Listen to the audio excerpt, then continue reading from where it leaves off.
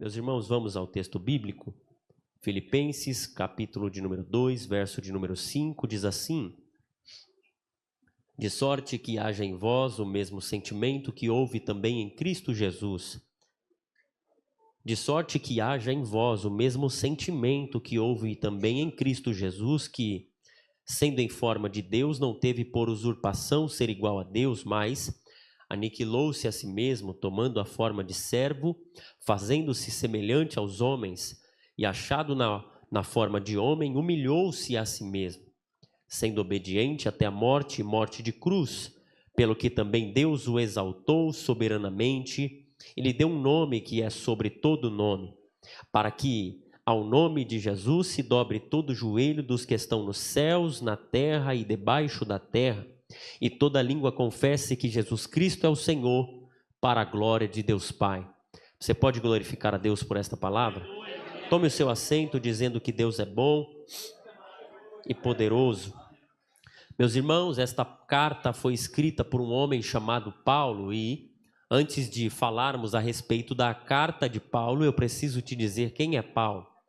Paulo foi um homem que, antes de conhecer a Jesus, ele era um judeu religioso, um fariseu, um homem muito inteligente e sábio que aprendeu com um dos maiores mestres da sua época, chamado Gamaliel.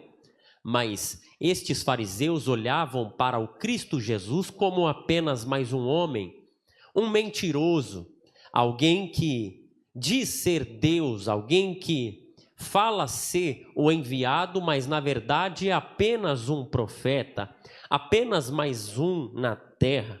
Até porque os judeus não esperavam um rei humilde como Jesus veio, eles esperavam um rei que tivesse poder e se sentaria no trono de Roma e tomaria o governo de Roma sobre as suas mãos. Mas Jesus, quando desce à terra, ele resolve vir como um servo humilde para salvar a humanidade. O problema é que estes fariseus não reconheciam a divindade de Cristo e perseguiam aos cristãos. Este Paulo, ou melhor ainda, chamado Saulo, perseguia os cristãos. Estes homens arrastavam cristãos pelas ruas. O próprio Paulo, fazendo uma retrospectiva da tua vida, em 1 Timóteo, capítulo 1, verso 13, diz: Fui blasfemo, perseguidor e insolente. Os estudiosos dizem que este Saulo era como uma fera indomável. Ninguém parava a perseguição de Saulo. Ele era um indomável, era como uma fera. E os homens tinham medo de Paulo. Mas a Bíblia diz que chega um tempo em que Paulo está indo a caminho de Damasco e o próprio Cristo Jesus se apresenta a Paulo. Este homem que era perseguidor, este homem que era uma fera indomável, este homem que era bicho bruto e não parava a perseguição, não parava a opressão, não parava de perseguir aqueles que diziam que Cristo era o Senhor, agora cai de joelhos aos chãos com seu rosto no pó, dizendo: quem és tu, Senhor? Ele precisa reconhecer a divindade de Cristo agora, porque assim é a presença do Senhor. Não importa o quão ruim alguém seja, não importa o quão duro alguém seja, não importa o quanto ateu alguém seja, se Jesus se apresentar diante dele, ele vai ter que reconhecer, porque a glória de Deus faz que ele reconheça o poder, soberania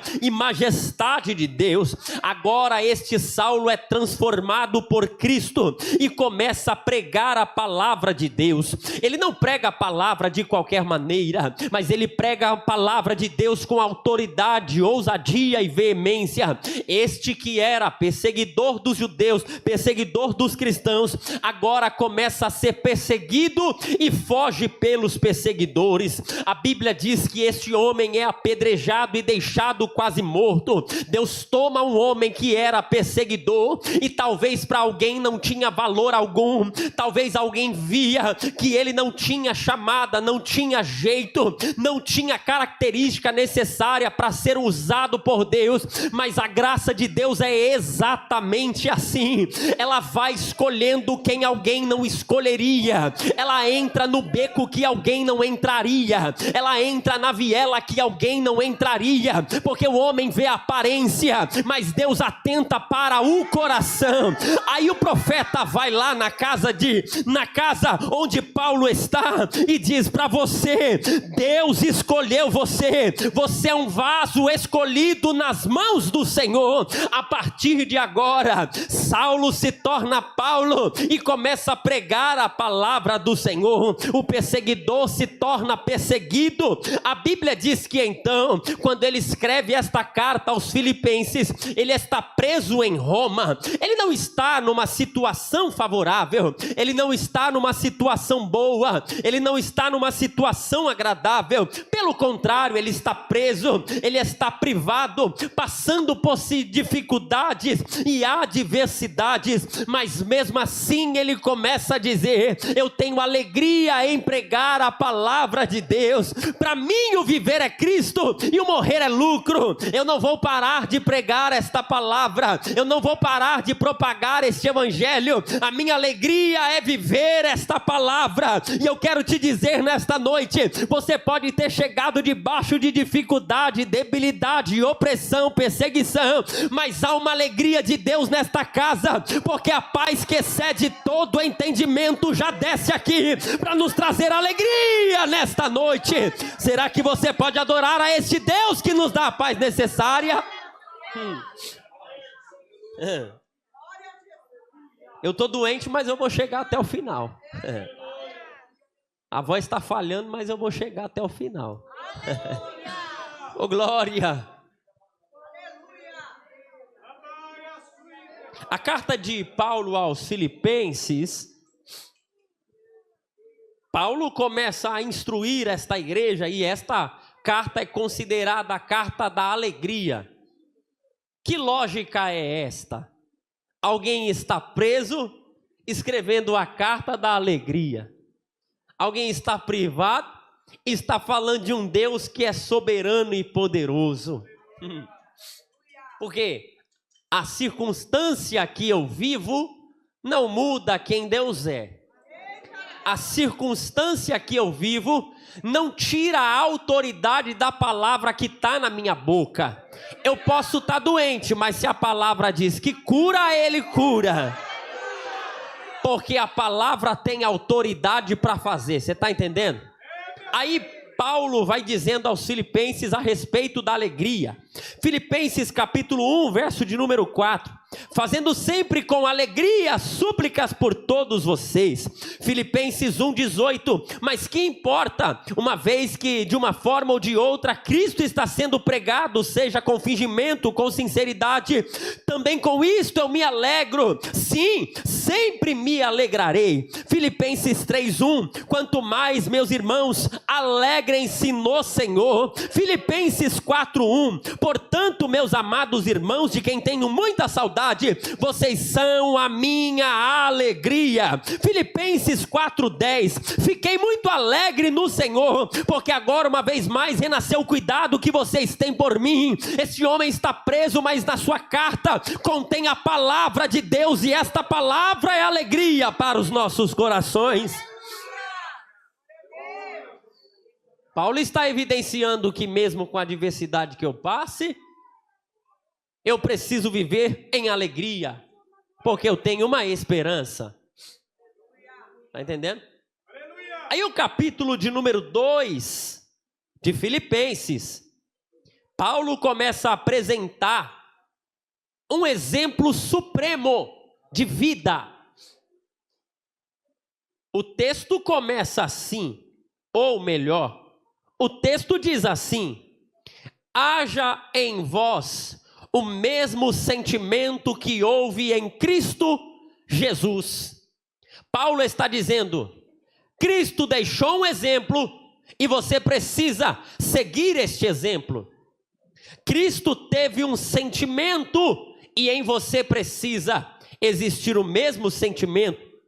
Paulo está nos instruindo e nos direcionando a buscarmos a andar como Jesus andou, a fazer como Jesus fez, a falar o que Jesus falou. Este é o capítulo de número 2. No capítulo de número 2, ele dá alguns exemplos para nós. O primeiro exemplo que Cristo nos deixa é que ele não pensou em si próprio, mas ele pensou nos outros. Capítulo 2, verso de número 5 e 6. De sorte que haja em vós o mesmo sentimento que houve também em Cristo Jesus, que sendo em forma de Deus, não teve por usurpação ser igual a Deus. Meus irmãos, você precisa saber que Jesus é soberano, Jesus é poderoso, Jesus é eterno. Na ótica da Trindade, não existe um maior e um menor. O mesmo Jesus é equivalente a Deus, o mesmo Espírito Santo é equivalente a Deus e a Jesus. Todos eles são o próprio Deus, é 3 em 1, todos soberanos, todos onipotentes, todos oniscientes, todos onipresentes, todos soberanos sobre os céus e a terra. Jesus é o próprio Deus. João capítulo de número 1, verso de número 1 e até o verso de número 4. No princípio era o verbo estava com Deus, o verbo era Deus, ele estava no princípio com Deus. Todas as coisas foram feitas por ele, e sem ele nada do que foi feito se fez. Nele estava a vida era a luz dos homens. Sabe o que João está dizendo? João está dizendo a respeito de Jesus, e ele está dizendo: no princípio ele já estava, e ele estava com Deus, e ele também era Deus. Ele estava no princípio, e tudo que foi feito também pelas tuas mãos. O que João está dizendo é: Jesus é Deus.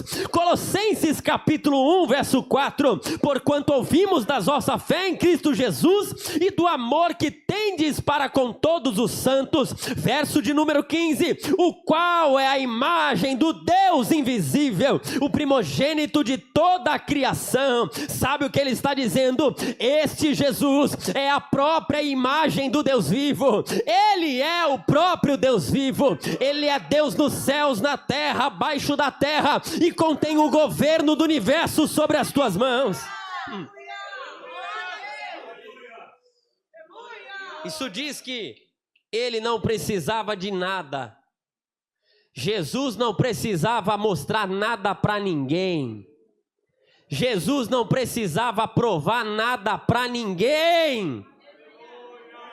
Ele sempre foi Deus, sempre será Deus, oh glória.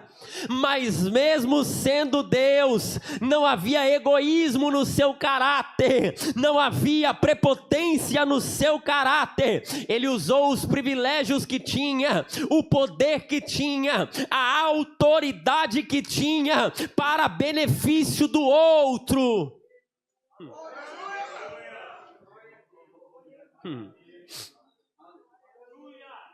Quer conhecer o caráter de alguém? Dê poder a ele. Dê autoridade para ele. Dê fama para ele. Dê status para ele. Aí você vai ver ele maltratando um, maltratando o outro, falando mal do outro, dizendo: eu sou, eu faço, eu posso. É Jesus. Esse é o contraste entre Jesus e Lúcifer. Lúcifer, Isaías 14, verso 13 e 14. E tu, Lúcifer, dizia no teu coração: eu subirei ao céu, acima das estrelas de Deus. Exaltarei o meu trono e no monte da congregação me assentarei. Aos lados nortes subirei às alturas e serei semelhante ao Altíssimo. Aí vem Jesus na contrapartida. Mesmo sendo a forma de Deus, não teve usurpação ser a forma de Deus, mas esvaziou-se a si mesmo, tomando a forma de servo, fazendo-se semelhante aos homens. Nós devemos entender que Jesus, mesmo sendo Deus, esvaziou-se, não usou a autoridade que tinha, mas esvaziou a si mesmo, desceu na terra, não para pensar nele, nos interesses dele, na vontade dele, não. Ele olhou para a minha necessidade, ele olhou para a tua dificuldade, ele olhou para as nossas debilidades, e o Senhor está nos ensinando nesta noite. Nós precisamos seguir este exemplo de Cristo. Não devemos olhar para nós mesmos, mas devemos olhar para o nosso próximo, olhar para quem precisa, olhar para a necessidade do outro. Você precisa entender que tem alguém com problema do teu lado, tem alguém com dificuldade do teu lado, e você precisa auxiliá-lo em vez de olhar para as tuas dificuldades.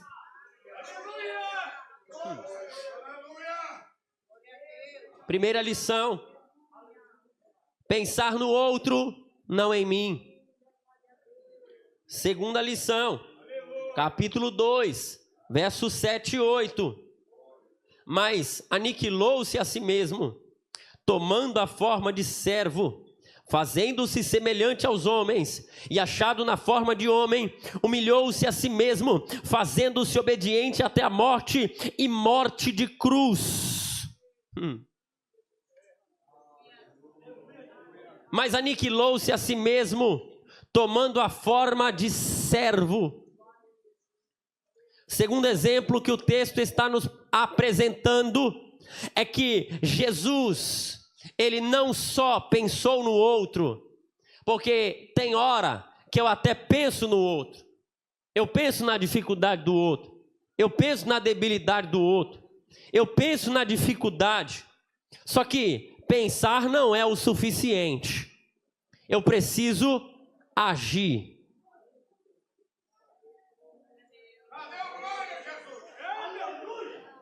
Jesus não só pensou no outro, mas ele aniquilou-se e humilhou-se. Jesus coloca de lado os seus atributos humanos, torna-se um humano, mas este sem pecados, e usou o corpo que tinha para servir. Desta mesma maneira, nós precisamos entender que as habilidades que o Senhor nos deu, os dons que o Senhor nos deu, a autoridade que o Senhor nos deu, o tempo que o Senhor nos deu, o dinheiro que o Senhor nos deu, servem para gerir e abençoar a vida de outro. Eu não posso apenas olhar para a minha vida, mas eu tenho que olhar para a vida do meu próximo. Não só olhar para a vida do meu próximo, mas abençoá-lo e servi-lo para a glória do nome do Senhor. Enquanto Lúcifer queria ser visto, enquanto Lúcifer queria crescer, Jesus se diminuiu. E eu preciso te dizer nessa noite, você precisa ser um servo na tua casa, você precisa ser um servo na tua igreja, você precisa ser um servo na tua escola. Para de olhar para o teu próprio interesse, para de olhar para a tua própria vida, para de olhar para o teu próprio umbigo. Comece a olhar para o próximo, ajudar o próximo, entregar para o próximo, fazer para o próximo, porque assim nós estaremos próximo do exemplo de Cristo. Eu quero ver quem nesta noite vai assumir um compromisso com o céu, dizendo: Senhor, me usa para servir, me usa para servir na igreja, me usa para servir na escola, me usa para servir em casa. Na tua casa você tem que lavar a louça e ajudar a servir a tua mãe, você precisa ajudar na tua escola, você precisa ajudar na igreja. Pregador, mas já tem gente demais fazendo. Pode perguntar para o pastor que ainda tem vaga para você trabalhar, tem vaga para ser servo na igreja do Senhor. Deixa eu ver quem vai servir ao Senhor nesta noite. É que minha voz está ruim, Vaso. Glórias a Deus. Obrigado, meu amigo. É que eu estou doente, minha voz está ruim, Vaso. Louvado é o nome de Jesus. Então eu preciso não só olhar para o problema do próximo, mas agir com aquilo que o Senhor me entregou. Terceira e último exemplo de Jesus neste texto, capítulo 2, verso 8: e achado na forma de homem, humilhou-se a si mesmo, sendo obediente até a morte e morte de cruz. Jesus não só viu o problema do outro, ele não só agiu em favor do problema do outro, mas ele sacrificou pelo outro.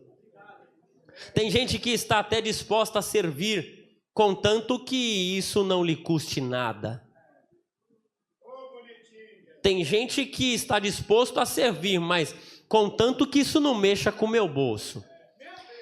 Tem gente que está disposto a servir, contanto que isso não tire o meu lazer.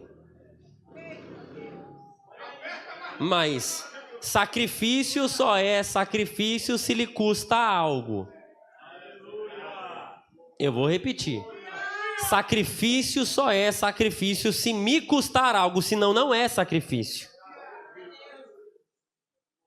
Infelizmente hoje, muitas igrejas e muitas pessoas buscam um evangelho sem cruz, um evangelho sem renúncia, um evangelho sem santidade, um evangelho sem sacrifício, um evangelho sem entrega. Muitas pessoas não entenderam ainda, e eu quero crer que aqui nesta noite todo mundo já entendeu, porque aqui eu sei que vocês têm ensino da palavra do Senhor. Mas culto no Antigo Testamento não era receber, culto no Antigo Testamento era pegar o sacrifício e levar para entregar. Ou seja, o Senhor só recebe o meu culto se há sacrifício no culto. E existe um evangelho sendo pregado, um evangelho sem cruz, um evangelho sem renúncia. Mas Jesus sacrificou toda a tua vida, se entregou por completo, não poupou esforços, foi até o fim. E Paulo está dizendo para nós nos dias de hoje: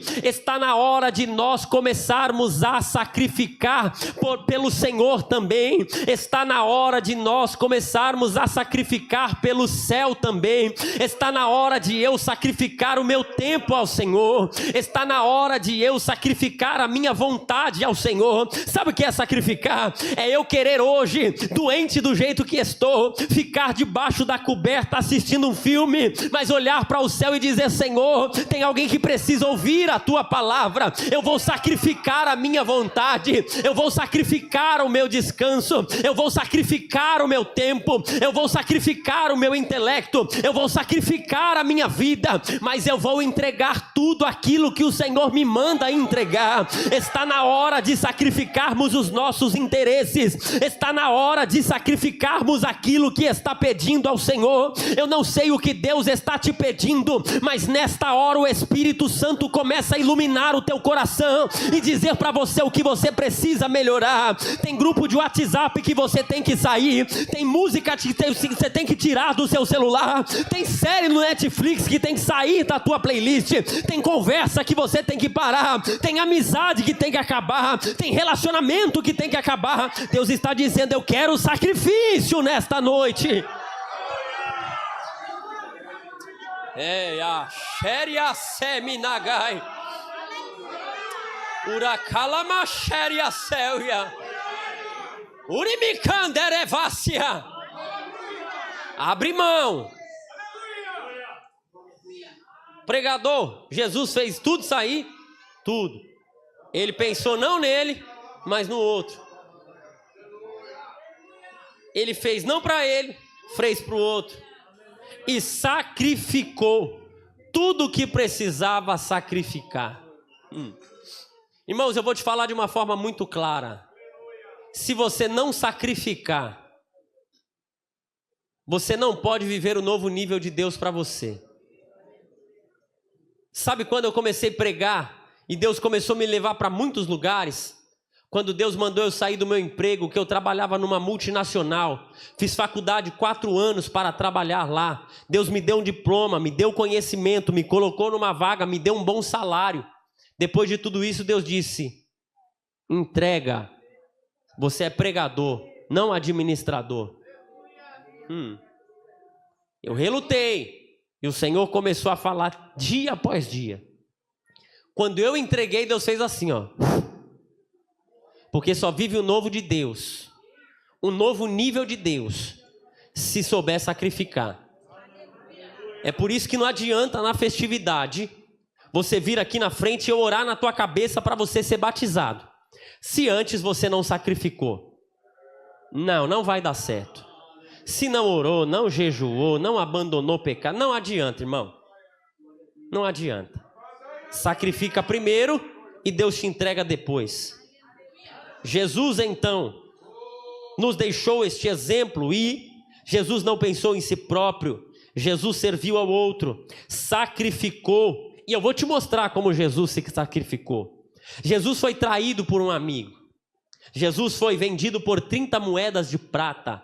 Jesus foi abandonado, julgado e condenado injustamente. Apanhou com chicotes que nas suas pontas continham pedaço de chumbos e ossos, e estes dilaceraram a tua carne, cortaram-lhe, colocaram-lhe uma coroa de espinhos, espinhos estes com mais de 5 centímetros, para cravar no teu crânio. Não felizes e contentes com isso, bateram com uma madeira para cravar no teu crânio, pegaram um madeiro de mais de 50 quilos e colocaram nas costas de Jesus, despiram Jesus, lançaram sorte sobre a roupa de Jesus, disseram para Jesus: faz este caminho da via dolorosa, suba até o Gólgota. A Bíblia diz que esse Jesus é içado numa cruz, cravo nas mãos, cravo nos pés. Os estudiosos dizem que faltava ar para Jesus, e para ele respirar, ele precisava se colocar sobre os teus cravos para conseguir puxar o ar.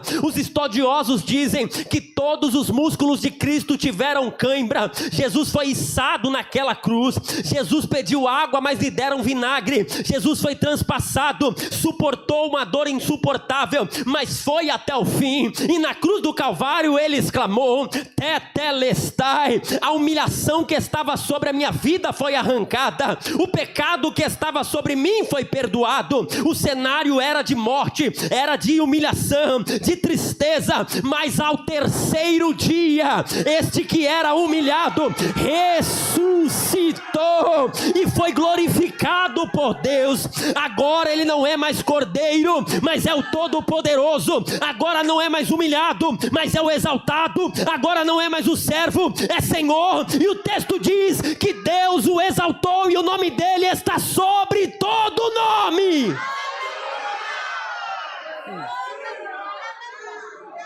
O nome dele é maior que nome de profetas. O nome dele é maior que o nome de Moisés. O nome dele é maior que o nome de Abraão. O nome dele é maior do que todos que passaram antes. O nome dele está acima dos anjos, serafins, querubins. O nome dele é maior sobre esta terra. E aí, pregador? E aí que se você seguir o exemplo de Cristo, Deus tem recompensa para você também. Ele tem vida eterna ao seu lado, recompensa e galardão. Por isso nós iremos até o fim. Quem entendeu essa palavra, diga amém. Amém. Pastor, muito obrigado.